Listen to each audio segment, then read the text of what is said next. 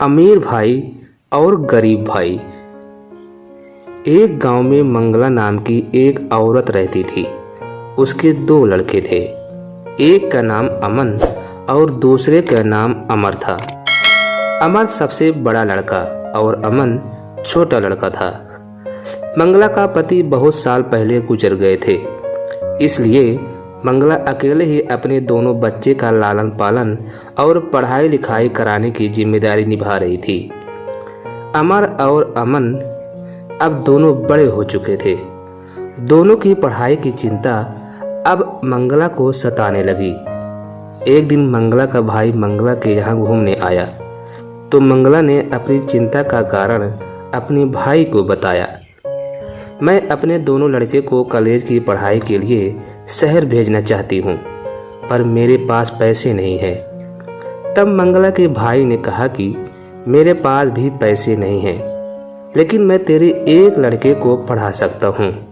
पहले तू यह बता कि तेरे लड़के पढ़ने में कैसे हैं। तो मंगला ने कहा, बड़ा वाला लड़का पढ़ने में तो होशियार नहीं है, लेकिन छोटा वाला लड़का अमन पढ़ने में बहुत अच्छा और होशियार है।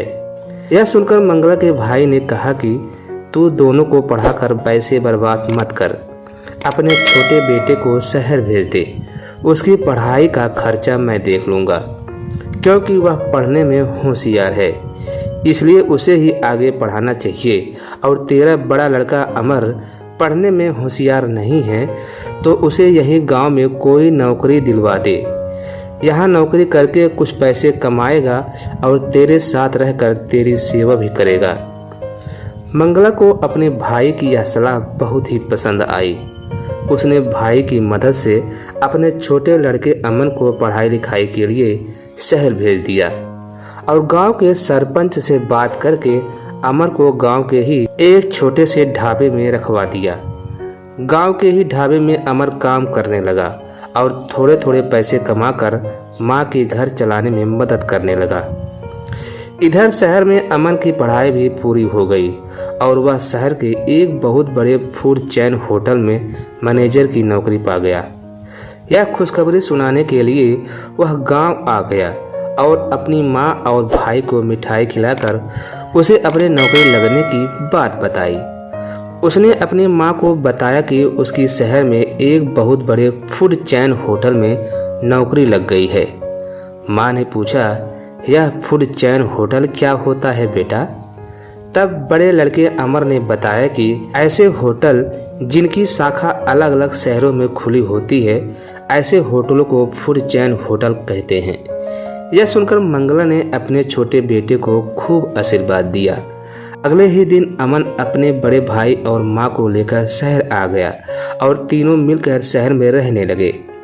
एक दिन शाम को काम खत्म करके अमन जब घर आया तो उसने अपने बड़े भाई और अपनी माँ को बताया कि आज रात को हमारे होटल के बॉस हमारे यहाँ डिनर के लिए आ रहे हैं। माँ ने कहा, यह तो बहुत अच्छी बात है, तू बाजार से सब्जी भाजी ले आओ, मैं उनके लिए खाना बना देती हूँ।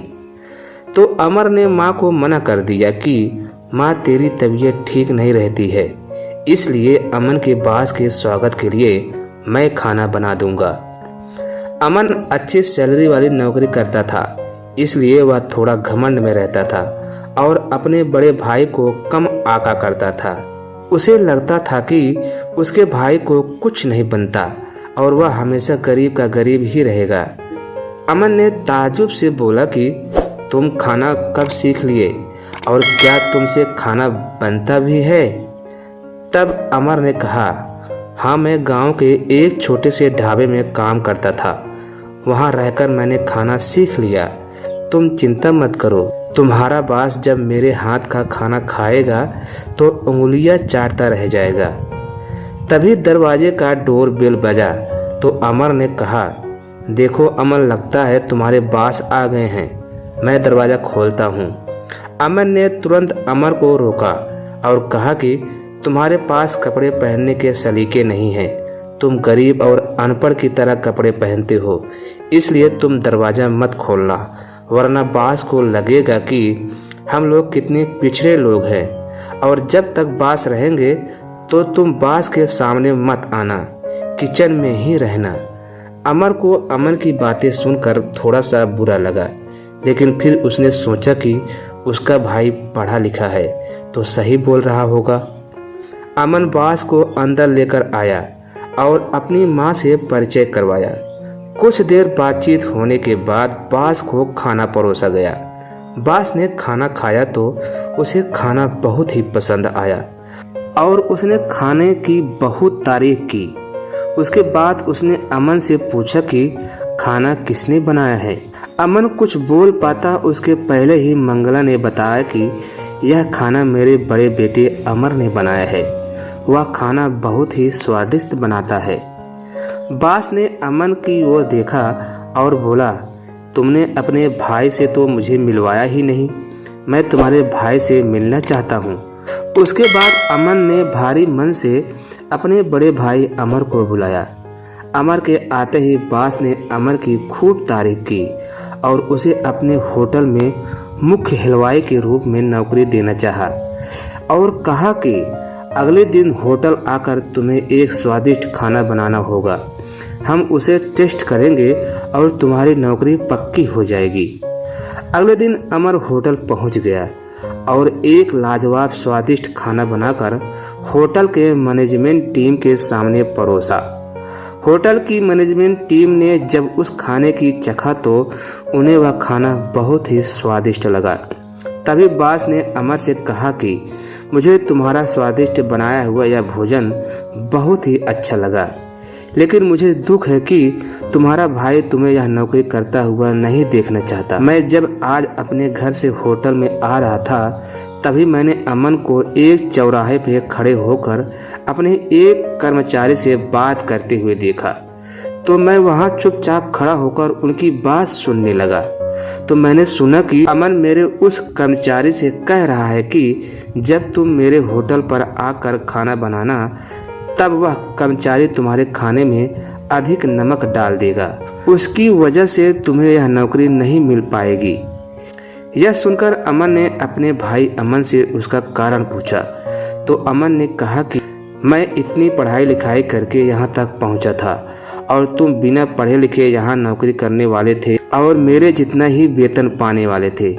यह मुझे बर्दाश्त नहीं था और मैं चाहता था कि जीवन भर तुम मेरे दिए हुए पैसों में ही अपना जीवन जियो और मेरे प्रति एहसानमंद रहो, इसलिए मैंने ऐसा किया था। लेकिन मुझे अब अपने किए गए इस काम पर पछतावा है। मुझे माफ़ कर दो मेरे भाई। तभी बास ने कहा कि अमर, आज से तू हमारे यहाँ काम करोगे और तुम्हारे भाई अमन को आज ही मैं नौकरी से निकाल देता हूँ। यह सुनकर अमन ने तुरंत बास से कहा, नहीं सर, ऐसा मत करिए। मेरे भाई से एक छोटी सी गलती हो गई है, उसके लिए इतनी बड़ी सजा उसे मत दीजिए। आप इसे माफ़ कर दीजिए। उसने मेरे प्रति जो भी किया मैंने उसे माफ़ कर दिया।